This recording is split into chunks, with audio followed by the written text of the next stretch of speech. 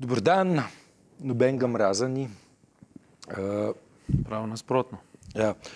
Lej, v ponedeljek zjutraj, ko sem jaz prižgal računalnik in sklenil iti pogledat, kaj novega na spletni aplikaciji Supervizor, sem ugotovil, da stvar ne deluje, da je ni, ne? Da je prenehala obstajati. In sem bil ob tem pretresen in ogorčen in potem sem zvedel, pač, da je ugasnjena.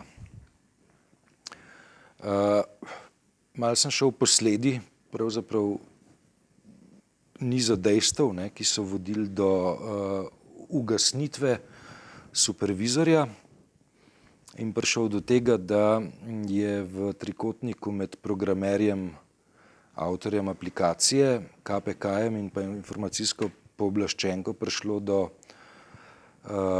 napetosti, ki so se končale z odklopom. Deva gledalcu pojasniti, kaj supervizor sploh je. Supervizor je spletna aplikacija, ki tako rekoč v realnem času omogoča spremljanje finančnih transakcij med proračunom, se pravi proračunskimi porabniki in pa ponudniki blaga in storitev z gospodarske sfere, ne? Se pravi, kdor posluje z državo, po domače povedan, je tam sledljiv. je tam zaveden. Ja. Ne? Se pravi, ni nam več treba spraševati ministrstva, koliko ste plačali za tole, koliko je zaslužil z vami onile. Ni nam treba poizvedovati za razrez stroškov, rečem na pamet, Univerzitetnega kliničnega centra, pač pa smo tam lahko videli, kako se izdatki, odlivi iz proračuna gibljajo skozi čas, kdo so pravne osebe, ki delajo z državo najboljši biznis, koliko zaslužijo in tako naprej, ne? V eni od zadnjih verzij smo lahko spremljali tudi dohodke fizičnih oseb, ne? Iz naslova pogodbenih razmerij. In tu se problemi začnejo, ne? Tam se je zadeva začela zapletati, kajti aplikacija Supervizor je zaradi tega prišla pod nekaj udarov in se znašla pod inšpekcijskimi pregledi Urada informacijskega pooblaščenca, ne? Ampak v bistvu je zadeva precej bolj kompleksna, ima svojo zgodovino, ima pa tudi razplet, ki ga bomo dočakali v tem današnjem dnevu, če bo šlo vse po načrtu, ampak to bojo na koncu povedala. Zdaj, kaj je ta supervizor omogočil, ne? Omogočil je neko enkratno situacijo v zgodovini držav, ne? Ko so državljani lahko zelo dobro vedeli, pravzaprav, zakaj gre javni denar. Sleherni državljan je lahko te finančne transakcije spremljal in državljan je imel pravzaprav možnost nekega zelo poglobljenega nadzora nad tem, pravzaprav, zakaj gre denar, ki ga državljan skozi davščine prispeval v državni proračun, ne? Prav, tako, bi rekel, gre za neko zelo pomembno inovacijo v svetovnem merilu, ki je bila Združenih narodov pripoznana kot zgledna praksa. Zadevo je uvedla prejšnja postava Komisije za preprečevanje korupcije, ne? Na neki točki se je pa zadeva zalomila in tudi ugasnila, ne? Ja, to na kateri točki? Na kateri? Ja. Dej, tako. Informacijska pooblaščenka je na osnovi pritožb, ki jih je dobivala, ugotovila, da lahko neka oseba, nekdo, ki išče informacije, preko spletnega iskalnika Google ali pa kakšnega drugega spletnega iskalnika supervizor uporablja na način, da išče po imenih. Sam supervizor je bil strukturiran tako, da se je dal iskati po pravnih osebah, recimo vtipkal si delo DD in si potem zvedel marsikaj o delu DD. Nisi pa mogel vtipkati v supervizor Ali Žerdin ali pa Janez Markeš in bi potem o Aliju Žerdinu ali Janezu Markešu zvedel marsikaj. Če pa je človek nekoliko usposobljen za uporabo Googla in če zna uporabljati funkcijo napredno iskanje, je lahko z izpolnitvijo pravih okenčkov pogledal tudi, ali se v supervizorju kakorkoli pojavlja oseba z imenom Ali Žerdin. In je potem... In iz tega je nastal problem. Na osnovi tega je postal problem, zaradi česar je informacijska pooblaščenka izdala odredbo, iz katere izhaja, da je treba supervizorja preoblikovati na način, ko to iskanje preko Googla ne bo pripeljalo do fizičnih oseb. Jaz ne vem, zakaj te odredbe ni dala kar Googlu, ali pa vem, zaradi tega, ker bi se Google požvižgal na njo, pač pa je zahtevala, da se supervizor v kratkem času preoblikuje na način, da to iskanje po fizičnih osebah preko Googla ali kakšnega drugega spletnega iskalnika ne bo možno.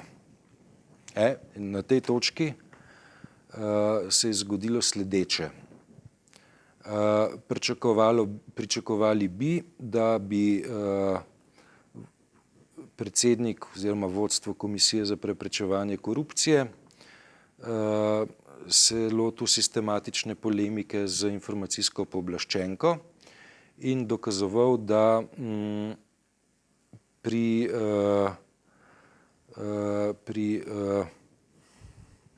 tej operaciji izvedeno z Googlom ne gre za tolikšen poseg v pravico do varstva osebnih podatkov, kolikršne so koristi povezane s transparentnostjo. Pravzaprav je v osnovi se postavi vprašanje, ali so ljudje, ki poslujejo preko svojih firm za državo v javnem interesu ali pa v dosegu javnega interesa ali niso. Mislim, zdaj tako, treba je povedati tako, da če si preko Googla iskal fizične osebe, si našel tudi fizične osebe, ki so ustanovitelji, lastniki, direktorji ali člani nadzornih svetov ali pa upravnih odborov podjetij, ki niti ne poslujejo z državo. Tehnično to ni supervizorjev problem, ampak Googlov, ne? Tehnično je tako, da če bi... Gre za spor, ki bi ga moralo reševati nek arbiter, sodišče ali karkoli že verjetno. Čeprav razumem, bi bila naloga KPK-ja, da zaščiti interese supervizorja, pa ni storil nič, ne? Storila nič komisija. Tako kot sem jaz uspel rekonstruirati, je predsednik protikorupcijske komisije, ko je dobil odredbo informacijske pooblaščenke, rekel, to bomo izvršili. Kaj bi pa jaz pričakoval od njega? Pritožbo, tožbo, pravdanje na upravnem sodišču, razčiščevanje, na koncu pa na ustavnem sodišču. Zdaj, zakaj? To je treba pojasniti. Zakaj? Mi seveda imamo tudi na ustavni ravni postavljeno pravilo, da so osebni podatki pod nekim posebnim varstvom. Osebni podatki niso neki, s čimer bi se smeli delati kot svinje z mehom. Obstajajo pa različni osebni podatki. En osebni podatek je, koliko imam jaz holesterola. In o tem, koliko imam jaz holesterola, sem pripravljen razpravljati samo z mojim zdravnikom in samim sabo in z mojimi najbližjimi, niti s tabo ne. To je osebni podatek, ki je osebni podatek, ki je osebni podatek. Zdaj, če pa jaz ustanovim podjetje, korporacijo, multinacionalko in sem lastnik tega ali pa v nadzornem svetu tega, pa nisem v sferi, ki je popolnoma zasebna, pač pa iz te popolnoma zasebne sfere izstopam vsaj v toliko, da so moji podatki z domačim naslovom pa še čem zavedeni v sodnih registrih. Hkrati je pa tako, da ko se jaz ukvarjam z gospodarsko dejavnostjo, sem po definiciji vpet v neko družbeno okolje. Tudi ustava govori o tem, da lastnina ni zgolj lastnina, pač pa ima tudi socialno funkcijo pa ekološko funkcijo. Se pravi, je zaradi dveh okoliščin ustavno definiranih lastnina nekaj več kot nekaj, kar je popolnoma v sferi zasebnosti.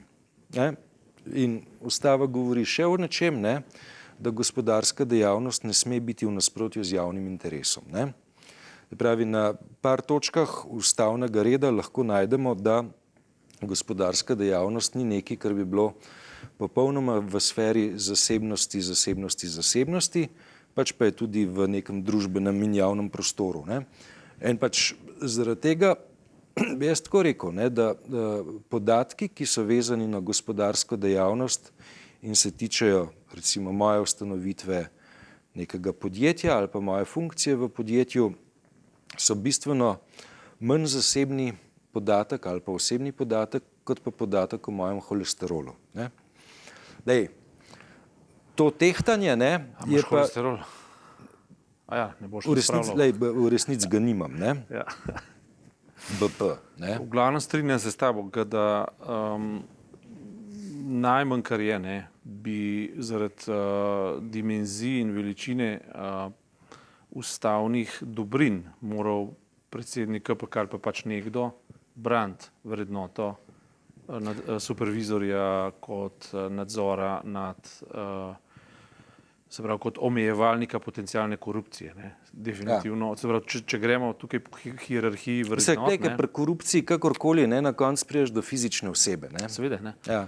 Ker če greš v hierarhijo vrednot, je možno to kalibrirati, možno je to diskutirati, možno je to specifizirati, ampak na vsak način pa ne more biti eden zelo vesel, če enega supervizorja eden čez noč ukine, ali pa ugasne, ali karkoli že. To pa ne more biti vseeno. Jaz ta supervizor razumem kot nek pomemben civilizacijski dosežek, demokratični dosežek, ki smo ga dobili leta 2011.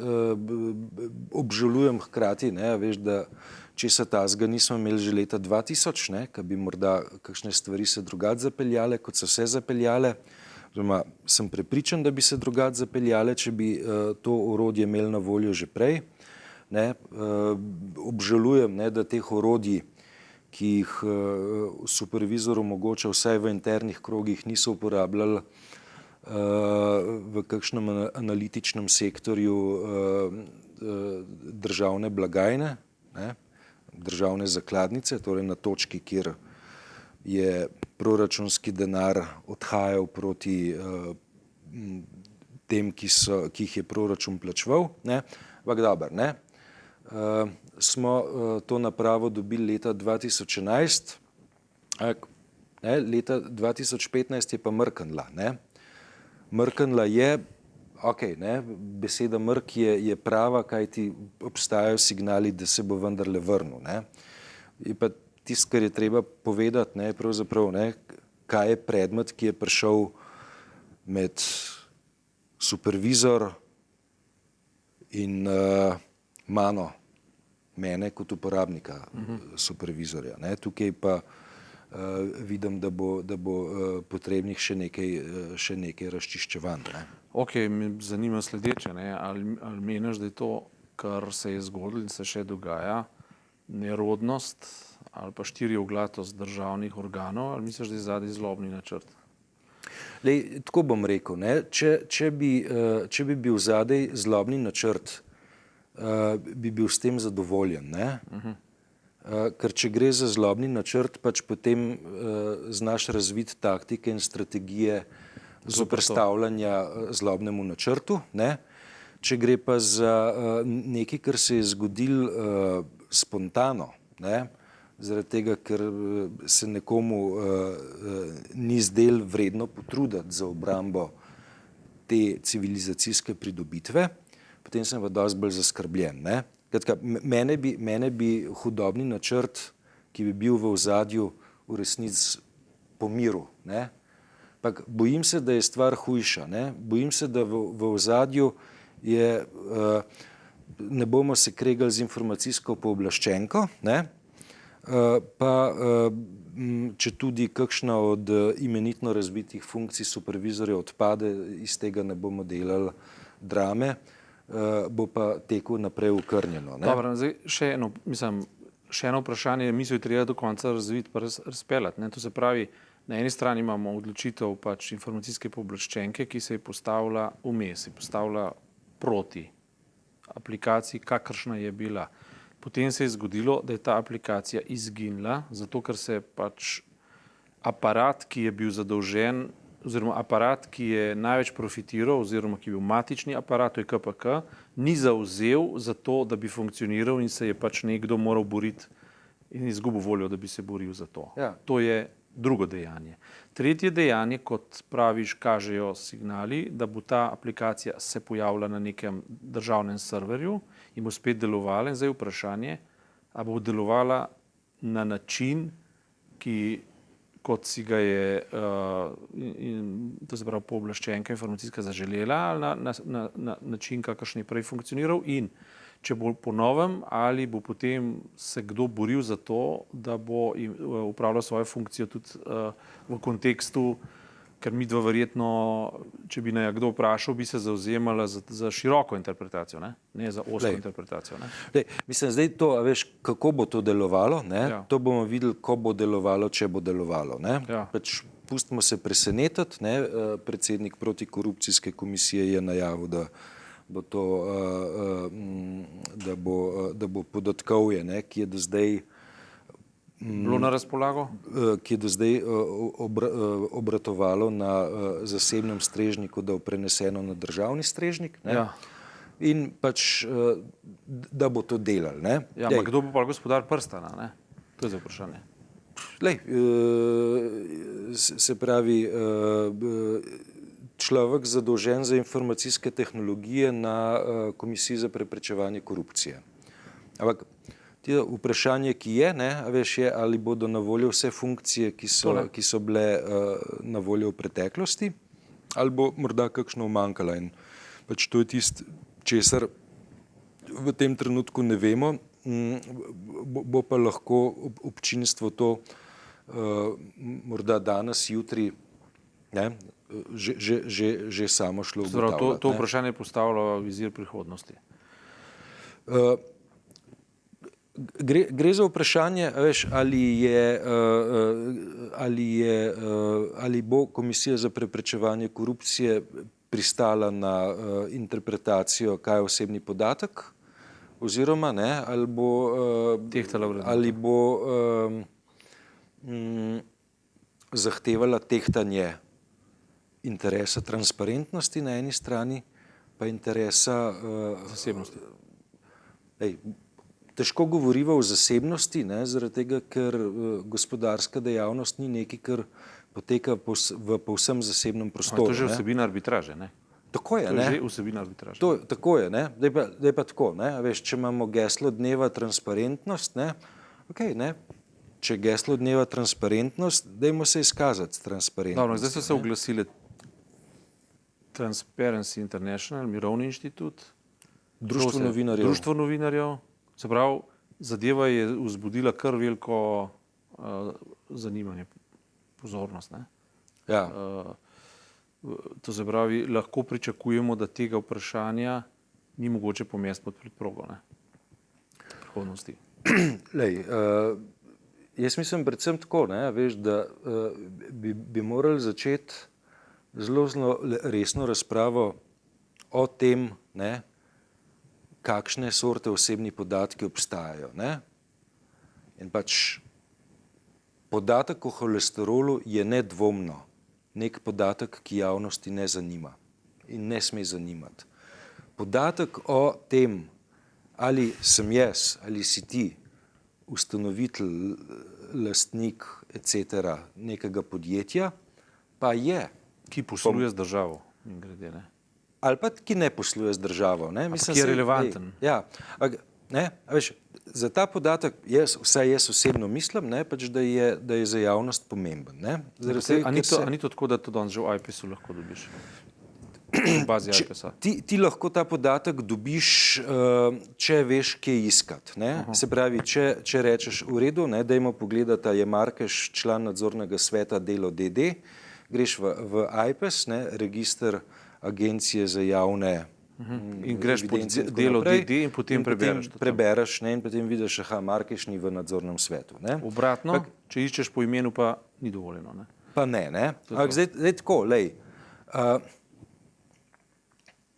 Po eni strani, če pa greš na specializirane iskalnike, specializirane podatkovne baze, za katere je treba plačati. Torej bi IPS lahko imel isti problem? Teoretično. Teoretično. Oziroma tudi praktično, konec koncev. Mislim, ampak zdaj tako, veš, če ti greš na Google, pa rečeš, ok, išči po spletni strani IPS-a, ipes.si, pa daš noter Janez Markeš, ga ne boš našel. Tam so varovalke. Zaradi tega, ker si treba logirati, da vstopiš, in pač neka varovalka je. Ampak, tako, jaz sem v preteklih 10 letih, zbiral podatke o osebah, ki so v nadzornih svetih, pa me je zanimalo, kje sedijo. Jaz sem brskal po Googlu, delo.si, dnevnik.si, finance.si, sta.si in tako naprej, in sem zelo natančno lahko rekonstruiral, kje vse kdo sedi. Samo malo več časa mi je vzel. In če sem se odločil to rekonstruirati, sem do podatka, ki sem ga iskal, v 15 minutah prišel. Seveda obstajajo pa bližnjice, da do podatka prideš pa v sekundi. Gre samo za to, da če je zadeva narejena uporabniku neprijazno, uporabniku svetovnega spleta neprijazno, pa če rabiš 15 minut, če pa narejena prijazno, pa priješ v sekundi. Samo to ni vprašanje načela, to je zdaj vprašanje vztrajnosti ali pa dostopnosti. To pa hudo v nasprotju z načelom zakona ali pa zakonitosti ali pa pravilnosti. Ker če nekaj težje, lažje in tako naprej, s tem verjetno sama zakonitost ali pa načelo ni ogroženo. Ja. To se pravi, je to dvakrat sporno. Mislim, predvsem meni se zdi tako. Ker to pomeni, da se v bistvu načelo uveljavlja zdaj samo na primeru supervizorja, drugi pa ne. Kar pa je sporno. Mislim, da je tako. Informacijska pooblaščenka pravi, druge so te stvari že porihtali, pač omenil si IPS. Ampak ponavljam, pač eni osebni podatki so vredni režima popolnega varovanja. Eni podatki povezani z osebami, pa govorijo o njihovem družbenem statusu. Ne govorijo o njihovem zasebnem statusu, ampak govorijo o družbenem statusu. In ko govorijo o njihovem družbenem statusu, je zadeva drugačna, in je režim varovanja podatkov, po moji oceni, treba spustiti, zato da se poveča stopnjo transparentnosti družbenega, finančnega etc. okolja. Kaj sem, a bomo imeli blokiran dostop do seznama oseb, ki kandidirajo na volitvah. Če nekdo kandidira na volitvah in ti preko Googla najdeš, da je nekdo kandidiral na volitvah, a je to osebni podatek? Seveda je, ampak je tudi podatek o tem, da se je ta oseba ravno to zavzemala za svoj kos oblasti. Ne? Ravno to ni oseben podatek. Seveda ni, ne? Zaseben podatek. Lahko je Ni zaseben, pa sigurno ni zaseben, ne? Ja. To ni holesterol, ne? Dobro, zdaj tako, ne, jaz sem mogoče drugačnega prepričanja kot ti, da če je tukaj prišlo do šlamparije, bi bil bolj optimist, kot če bi prišlo za zlobni naklep, ne. Mogoče bi bilo dobro oči vršiti v nadzor, ali naše institucije delujejo ali ne, ali pa bi morali bolj nadaljevati samo, če ni tle zlobnega naklepa, potem vendarle ni treba se počutimo ogrožene, se lahko počutimo samo malo sramočene, pa mogoče napnemo oči pa ušesa, pa o tem še bolj podiskutiramo, da bodo mogli se zorganizirati pa na 5 sile in tako naprej. Ne. Mogoče je samo to zdaj problem. Čeprav ti pravi, da je to slabša varianta, kot če bi bil to zlobni naklep. Ne. Končno se v nečem ne strinjava. Naslednjič.